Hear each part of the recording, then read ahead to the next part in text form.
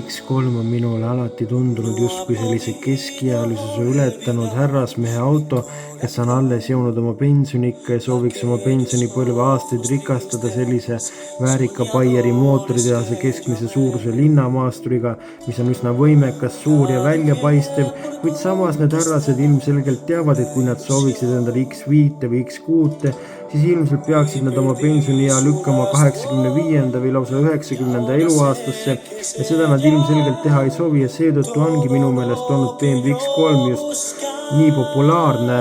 kuid uue põlvkonnaga on kõik muutumas ja ilmselt on BMW ära taibanud, et need kõik härrased, need kõik selle generatsiooni esindajad on ammu oma X3-d ära ostnud ja ilmselt sõidavad nendega kuni surmani, mis tõttu on uus mudel sihitud just nooremale põlvkonnale, ehk ka neilt tuleb ju raha kätte saada. Tere tulemast taas kord kaaselama Nice-Luxury proovisõidule. Tema disain näeb tõesti efektne välja, M-mudelitel on võimalik saada musta iluvere ja musta radiaatorivere, kuid tema küljepaneelid näevad natukene liiga tühjad välja ja olemastel vastavalt rahakoti suurusele 18–21 tollised valuväljed ja saadaval talle muidugi ka õhkvedrustust ja adaptiivvedrustust ja mitu väljalasketoru on, ehk see tõepoolest tähendab seda, et see BMW X3 laseb heitmegaasa atmosfääri ikka üsna mitme auto eest, ehk M-mudelitel on 4 väljalasketoru olemas, kuid seda kohutavat keskkonnajälge püüavad tasakaalustada tavalised mudelid, millel on üldse väljalasketorud ära peidetud põhja alla, kuid tagaistujatel on tal jalaruumi enam-vähem, kuiks rohkem olla, pearuumi on piisavalt ja pagasruumis on sul 460 liitrit ja sel juhul oled sa võtnud endale pistikhübriidi, kuid 570 liitrit on täiesti tavalises versioonis seda pagasruumi mahtu ikkagi.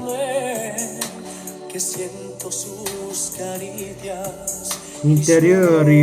kui sa sinna istuma paned mõne sellise vanema generatsiooni härrase, võib talle need paneelid seal parajalt peavelu põhjustada ja ta võib ärrituda seal ja üldse soovida oma juhtimisõigusest loobuda, kuid mõnele noorukile, kes on just endale kindlaks teinud ja pähe õppinud iPhone 16 kasutusjuhendi on siin ilmselt avastada küll, aga avastada nagu näiteks seda 10-tollist multimeediasüsteemi ja 12-tollist digitaalset näidikupaneeli, kuhu on siiski liiga palju infot kokku kuhjatud ja olemas seal ka meeleolu valgustus ja 3-tsooni kliima on juba baasvarustuses ning olemas seal ka täiesti taaskasutatud materjalidest interjöör, kuid kui sina ikkagi ütled, et ma olen juba piisavalt maksnud ja juba olen saanud endale mootoriruumi 3-liitrise ridakuus mootori ja ma nõuan ka, et mõned loomad oma nahad endalt pealt viskaksid ja need interjööri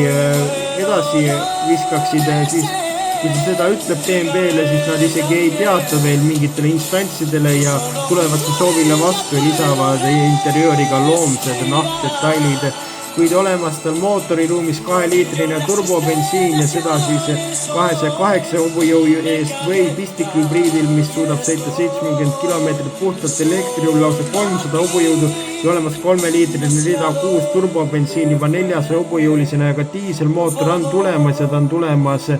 200 hobujõulisena turbodiislina, kuid ta püüab mõnedest euronormidest mööda hiilida ja peale seda on ta ka kenasti olemas. Hinnad algavad tal 64 000 eurost, ehk selline on BMW uus X3. Kindlasti vägagi kehvad sõnumid vanema generatsiooni härradele, sest et neil on see auto ilmselgelt tehtud natukene liiga arusaamatuks, kuid täiesti õige on see auto just nooremale publikule, sest neile selline digitaliseeritud X3 ilmselt meeldib väga. Selline oli sellekordne Nice-Luxury proovisõit.